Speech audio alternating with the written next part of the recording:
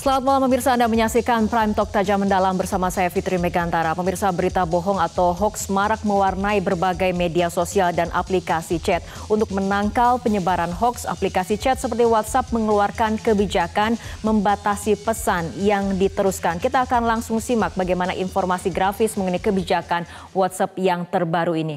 Kita lihat dalam pertemuan antara WhatsApp dengan Kominfo kemarin, dikeluarkanlah kebijakan mengenai pembatasan pesan yang diteruskan atau membatasi jumlah forward pesan. Kita lihat dalam pernyataan dari Vice President Public Policy and Communication WhatsApp, Victoria Grant, mengatakan WhatsApp batasi penerusan pesan mulai 22 Januari 2019 atau mulai hari ini di Indonesia, dan WhatsApp akan membatasi penerusan pesan hanya 5 kali, dan fitur pembatasan baru berlaku memang hanya di Android dan belum masuk ke iOS. Dan ini juga kemarin pertemuan Victoria Grant juga dilakukan bersama dengan Menkominfo. Sebelumnya, sebelum ada kebijakan seperti ini, seorang pengguna WhatsApp dapat meneruskan sebuah pesan ke 20 individu yang lain ataupun grup. Kita akan lihat bagaimana sebetulnya ataupun jumlah pengguna internet di Indonesia selama ini. Kita akan mengambil sumber dari Kominfo mengatakan mengenai pengguna internet di Indonesia yaitu sebesar 54% dari total populasi Indonesia, yaitu sekitar 143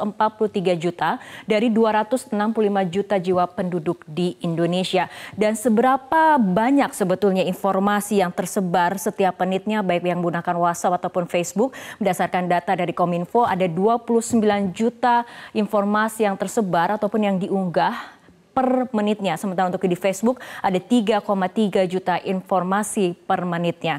Dan kita akan beralih ke data yang dimiliki oleh Indikator.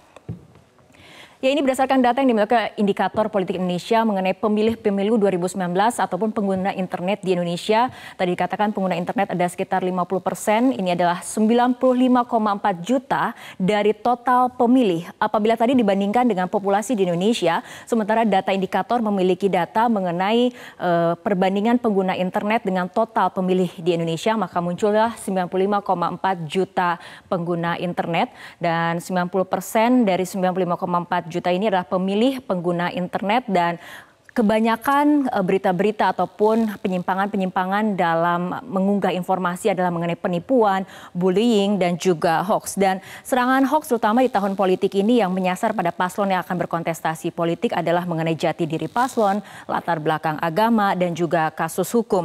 Dan hoax juga kerap dikaitkan dengan kebijakan yang dikeluarkan oleh para paslon yang akan berkontestasi. Kita akan melihat ke grafik berikutnya mengenai kecenderungan untuk menyebarkan berita bohong via WhatsApp. Masih dari sumber yang sama, kita lihat dalam grafis berikut ini ternyata yang dominan adalah tidak akan menyebarkan hoax. Ini ada angka 65,4%, sementara yang masih memilih antara menyebarkan atau tidak ada di angka 31,4%, ataupun cenderung akan menyebarkan ternyata ada di angka 3,2%. Ya pemirsa, kemudian ini adalah mengenai data dari kedai kopi, dan pemirsa Anda juga bisa berpartisipasi bersama kami dalam dialog untuk malam hari ini yang akan membahas mengenai stop jualan hoax. Anda bisa mengirimkan komentar, pertanyaan ke media sosial yang dimiliki oleh Metro TV, bisa mengirimkan ke Twitter Metro TV Newsroom, ke Facebook Metro TV Newsroom, dan juga Instagram Metro TV Newsroom. Jangan lupa untuk mencantumkan tagar ataupun hashtag stop jualan hoax dan juga hashtag atau tagar Prime Talk. Dan kita akan membahas mengenai hal ini. Telah hadir dua narasumber di studio, Bapak Samuel Pangarepan, Dirjen Aptika Kominfo, dan juga Kunto Adi Wibowo, Direktur Eksekutif Kedai Kopi. Selamat malam Pak Samuel dan juga Mas Adi. Selamat malam. Oke, kita ke Pak Samuel dulu. Pak Samuel, mengenai kebijakan dari WhatsApp, pembatasan forward message ini. Apakah ini kebijakan sepihak dari WhatsApp atau sebetulnya sudah dikomunikasikan dengan pemerintah juga? Ya, itu atas terjadinya karena ada percakapan antara Pak Rudiantara dengan Victoria itu tahun lalu, dan saya waktu itu juga ikut, itu ada percakapannya lewat video conference.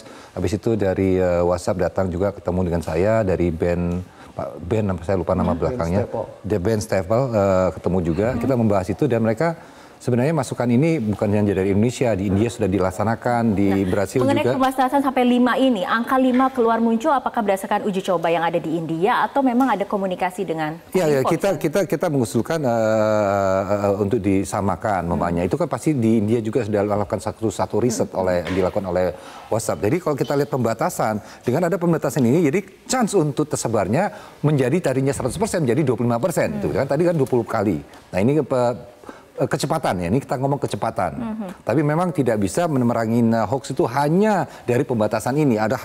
Harus ada edukasi yang lain ataupun ada literasi yang lain atau metode yang lain. Tapi tidak bisa hanya dari pembatasan. Oke, berbicara mengenai langkah yang dilakukan oleh WhatsApp ini, apakah menurut Anda ini akan efektif untuk kemudian tadi menangkal adanya penyebaran misinformasi, berita bohong ataupun hoax seperti itu? Kalau hanya menurunkan, tidak bisa menghilangkan. Menurunkan sampai target berapa? Tadi kalau kita lihat dari angkanya aja, tadinya 20 menjadi 5, akhirnya dari 100 menjadi 25%. Itu penurunannya sudah 75%. Percepatannya, kita ngomong percepatan. Sekali lagi, tidak jumlah orang menyebarkan hoaxnya, tapi percepatan penyebarannya. Nah, jadi tidak bisa hanya menangani dari sini. Kami di Kominfo punya ada yang namanya bagaimana melakukan literasi kepada masyarakat. Tapi ini sangat membantu. Ini membantu. Paling tidak ada kesadaran baru waktu dia, kok saya sudah dibatasin. Sebenarnya bagus juga buat masyarakat apa? Masyarakat jadi nggak habis-habisin pulsanya kan gitu. Mempengaruhi perilaku pengguna itu sendiri ya Pak Samuel? Mempengaruhi perilaku pengguna itu sendiri. Akan artinya loh, kenapa dibatasi? Dia berpikir kan, nanti dia akan merasionalisasi ke dalamnya. Bener juga, ngapain saya forward, ini akan menguras kuota internet saya, tidak ada manfaat bagi saya, malahan bisa jadi manfaatnya bisa. Mungkin saya akan menambahkan, menurut saya yang dilakukan oleh WhatsApp dan Kominfo harus diapresiasi, karena ini betul mengurangi. Karena kalaupun copy paste masih bisa, saya masih bisa copy paste, tapi kan itu mengeluarkan effort lebih. Akan lebih enak kalau saya tinggal forward gitu. Dan itu menurut penelitian WhatsApp di India mengurangi probability penyebaran WhatsApp sampai 25% memang. Dan itu memang bukan satu-satunya cara, tapi paling tidak dari distribusi kita bisa tekan itu seminimal mungkin. Oke, tapi tadi dikatakan ini kan pengguna bisa saja kemudian menyimpan konten yang diterima dan mengirimkan kembali kepada orang lain. Pak Samuel bagaimana? Ya bisa aja, tapi tadi kan tidak ada kemudahan. Tapi kalau mamanya dia tadi kan tetap aja dia harus effort. Nah, tapi kalau dia menggunakan metode lain mamanya, katakan dia menggunakan bot mamanya untuk menyebarkan, itu mereka itu para sosial media itu sudah punya engine untuk mempelajari behavior. Mereka tidak bisa melihat konten karena ini percakapan private, tapi behavior orang tuh bisa, mamanya, loh kok bisa? Saya bisa ngirim 1000 sekali semenit, nah itu mamanya. Iya, kalau menurut saya ini yang ditarget dengan kebijakan ini adalah innocence. Mereka yang sebenarnya tidak sengaja menyebarkan hoax, bukan mereka yang memang berniat. Kalau memang berniat sih pakai cara apapun juga susah, Mbak, kan gitu. Ya, ini memang untuk mereka pengguna yang innocence, mereka yang nggak tahu sebenarnya itu hoax atau enggak, itu dibatasi supaya mereka punya waktu untuk berpikir dengan 5 itu. Nah, Mas Guntur berbicara mengenai data dari kedai kopi sendiri, ada kemudian data yang mengatakan bagaimana sih sebetulnya kecenderungan potensi seorang warga ini menyebarkan hoax atau tetap ada diakhiri hoax di dia atau disebarkan seperti itu. Kita akan bahas mengenai hal itu, tapi kita ikuti jeda berikut terlebih dahulu.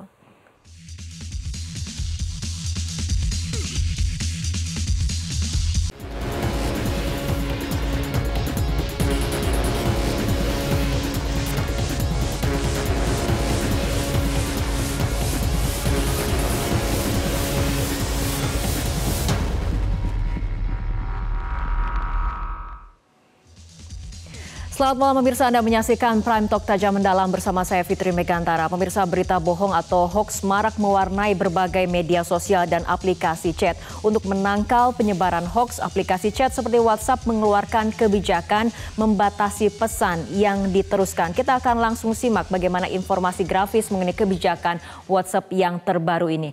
Kita lihat dalam pertemuan antara WhatsApp dengan Kominfo kemarin, dikeluarkanlah kebijakan mengenai pembatasan pesan yang diteruskan atau membatasi jumlah forward pesan. Kita lihat dalam pernyataan dari Vice President Public Policy and Communication WhatsApp, Victoria Graham, mengatakan WhatsApp batasi penerusan pesan mulai 22 Januari 2019 atau mulai hari ini di Indonesia.